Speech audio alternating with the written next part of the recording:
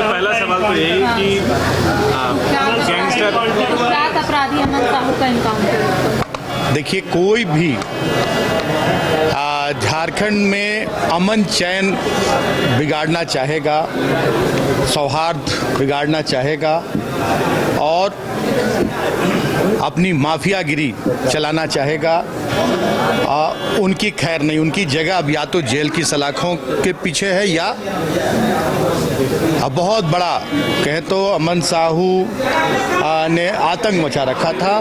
बावजूद इसके सरकार, पुलिस प्रशासन कानूनी रूप से उसे सजा दिलाने के लिए तत्पर थी, लेकिन उसने बहुत ही दुस्साहस का परिचय दिया और पुलिस का हथियार छीनकर भागने की कोशिश की और उस क्रम में एनकाउंटर में उसकी जान गई और पूरे राज्य की जनता आज चैन की सांस ले रही है और पूरे राज्य की जनता, खास करके व्यापारी वर्ग के लोग आज जश्न मना रहे हैं। और मैं आपके माध्यम से वैसे जितने भी अपने आप को जो गैंगस्टर समझते हैं और जो समझते हैं कि मैं बहुत बड़ा हमारे आगे कोई नहीं है, तो सबसे बड़ी पुलिस है, सबसे बड़ा प्रशासन है और उन्हें अब इससे सबक लेना चाहिए और सही रास्ते पर आना चाहिए। और सही रास्ते पर आएंगे तो सरकार और पुलिस प्रशासन सभी लोग उनके साथ उन्हें सहयोग करेगी सही रास्ते पर आने के लिए।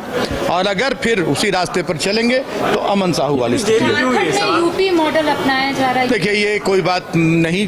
आप कोई नहीं कहेंगे कि आप हर बात को आप दूर से बैठ कर देख रहे हैं। अगर वही अमन साहू की गोलियों के शिकार अगर पुलिस वाले हुए होते तो फिर कहा जाता कि या कोई आम जनता हुई होती, कोई व्यापारी हुआ होता तो कहा जाता कि विधि व्यवस्था यहाँ नहीं है और एक अपराधी मारा गया तो फिर हो गया यूपी मॉडल। कोई यूपी मॉडल नहीं, कोई भी कानून अपने हाथ में लेगा उसका ये असर होगा। क्या? कौन सत्येंद्र तिवारी? ओ बाय डिफॉल्ट विधायक कहिए, विधायक बाय डिफॉल्ट। अब जनता भी पछता रही है। वो हाँ विधायक बाय, अब वो हमारा भूत उनके ऊपर सवार है। वो रात में भी चौंक कर उड़ जाते हैं हमारा नाम लेकर। मिथिलेश ठाकुर का भूत उन्हें नहीं छोड़ रहा है। वो कह रहे हैं कि मिथिलेश ठाकुर उनके लिए बहुत बड़ा खतरा है। मिथिलेश ठाकुर कभी भी, और वो मैं कहता हूं कि वो 5 साल विधायक नहीं रह पाएंगे। 2 साल के अंदर अंदर उनकी सदस्यता जाएगी और वैधानिक रूप से सदस्यता जाएगी। जो उनका आचरण है, उनके आचरण से उनकी सदस्यता चली जाएगी, ये गारंटी है। और जनता आज पछता रही है। जनता आज पछता रही है। जनता से भी कि चलो एक वोट हम दे देते हैं, हमारे वोट से थोड़ी जीत जाएंगे। जीत गए, पहुंच गए और हम भी स्वागत करते हैं, लेकिन उनकी तरह हम उनकी बातों पर कभी ध्यान नहीं देते हैं और उनकी तरह घटिया बातें, निम्न स्तर की बातें उन्हीं को भाती है और हम लोग उस तरह की बातों, निम्न स्तर की बातें नहीं करते हैं और वो जो कहते हैं उस पर हम कभी ध्यान नहीं देते।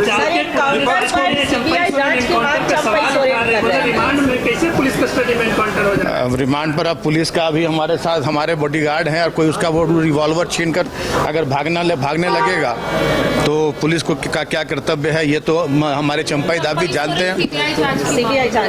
सारी जांच हो, सीबीआई जांच हो, एनआईए की जांच हो, जो भी जांच होता है हो। बहुत बड़े विपक्ष के पास कोई मुद्दा नहीं है। विपक्ष पूरी तरह से समाप्त हो चुकी है और जहां तक आपने हमारे माननीय विधायक के बारे में कहा तो उनको मैं विधायक नहीं मानता और जनता भी अब उन्हें नहीं कहती कि हम लोग अब तो बेकार का हम लोगों ने निर्णय ले लिया, हमारा गढ़वा विधानसभा विधायक विहीन हो गया। वो विधायक गढ़वा के हैं, बात मुख्यमंत्री के क्षेत्र के नेमरा की उठाते हैं, मुख्यमंत्री के गांव की उठाते हैं, अपने क्षेत्र के विकास की कोई बात नहीं करते हैं। वो बस यही उलझलूरा और उनका दिमागी संतुलन भी, सदस्यता जाए या ना जाए, मैं तो ये कहूँगा कि वो 1-1.5 साल के अंदर, 6 महीने के अंदर वो या तो सीआईपी में नजर आएंगे या रिन पास में नजर आएंगे। कि अभी भी आपका दबंगई है गढ़वा में, वो अभी भी इनकी सत्येंद्र तिवारी बहुत बड़े माफिया हैं। वो पूरा का पूरा अलकतरा पी जाते हैं। 1.5-2 साल जेल में रहे। मालूम है आप लोगों को कि नहीं कि वो अलकतरा भी पी जाते हैं और उसको भी पचा जाते हैं और अपने रिश्तेदारों को फंसाकर और अब खुद बाहर आ जाते हैं। घाटी मंदार है, घाटी मंदार। हाँ, वो तो बता रहे हैं, वो तो मालूम है। 10 साल लूटा और फिर अभी कहते हैं 10 साल में एक कदम भी गढ़वा आगे नहीं बढ़ा। और अभी फिर उनका कहना रहता है कि हम 10 साल जो किए वही अभी भी करेंगे। लेकिन इस बार चेतावनी उनको दे रहे हैं हम कि इस बार लूट की छूट नहीं होने देंगे। 10 साल में 40 करोड़ जनता का विधायक निधि का पैसा वो खा गए, 1 रुपए का काम नहीं किया। और इस बार पूरी नजर है सरकार की और झारखंड मुक्ति मोर्चा की, और उसी की बौखलाहट है उन्हें कि वो जो सपना देखा था कि विधायक बनते हम लूट शुरू कर देंगे, और शुरू किया। उनका वसूली गैंग अभी भी घूम रहा है चारों तरफ, ठेकेदारों को धमका रहा है। जहां पैसा नहीं मिल रहा है वहां काम बंद कराया जा रहा है उनके गुंडों के द्वारा, विकास में बाधा उत्पन्न कराई जा रही है। तो ये सब चीज इनका चलने नहीं दिया जाएगा। और ज्यादा कर एक मानहानि का केस मैंने उनको पहले कर रखा है और उम्मीद है कि उसमें सजा हो जाएगी उन्हें। बहुत पहले जब मैं मंत्री था उसी समय मानहानि का केस कर रखा है और उम्मीद है सजा हो जाएगी। यही सब बौखलाहट में एक ऑडियो भी उनका आया था, गाली बक रहे थे। वो स्तरहीन आप लोग पूछ रहे, तो मैं तो कहीं नहीं कहता हूँ एक शब्द। आप लोग पूछते रह कर वैसे स्तरहीन व्यक्ति से इस पवित्र मंदिर की मर्यादा भी समझे कि धूमिल होती है। वैसे स्तरहीन व्यक्ति से कि जो व्यक्ति कह रहा है कि मैंने आपको वोट दिया है, मैं आपके लिए काम करता हूं, और वो आपको बता दें कि रिश्ते में वो उनका भांजा लगता है जिसकी बहन और माँ को वो गाली दे। एक आखिरी सवाल, जल जीवन मिशन में 5,000 करोड़ रुपया घोटाला का आरोप है आपको, हमारे ऊपर। वो हमेशा बोलते रहे। तो हम तो साफ साफ कहते हैं कि हमको उठाकर और जेल के अंदर बंद कर दो, 5,000 का घोटाला है। उनके कहने से अगर है, हम तो हमेशा जांच के लिए तैयार है। जिस दिन हमारे यहाँ ईडी का रेड हो रहा था, आप लोगों ने ही पूछा था, इसी हमारे लगता है कि प्रोजेक्ट भवन में मैंने कहा था कि क्या मिला ईडी को स्पष्ट करना चाहिए, हाँ, पब्लिक डोमेन में आना चाहिए। ईडी ने कुछ नहीं किया, कहीं कुछ नहीं। 1 रुपए एक बंच ऑफ पेपर्स मिला हमारे आवास पर। बंच ऑफ पेपर्स क्या होता है, हाँ? और जहां घोटाले की बात है तो घोटाला साबित कर दें और हम आजीवन कारावास के लिए तैयार हैं। लेकिन एक बात जो ये उठाते हैं कि पैसा मिला केंद्र सरकार से, मैंने देखा मीडिया के माध्यम से कि पैसा मिल रहा है, केंद्र सरकार ने पैसा दिया, उसका बंदर बांट हो गया। इन्हें थोड़ी इस तरह सा फूहड़पन नहीं दिखलाना चाहिए, थोड़ी जानकारी लेनी होनी चाहिए।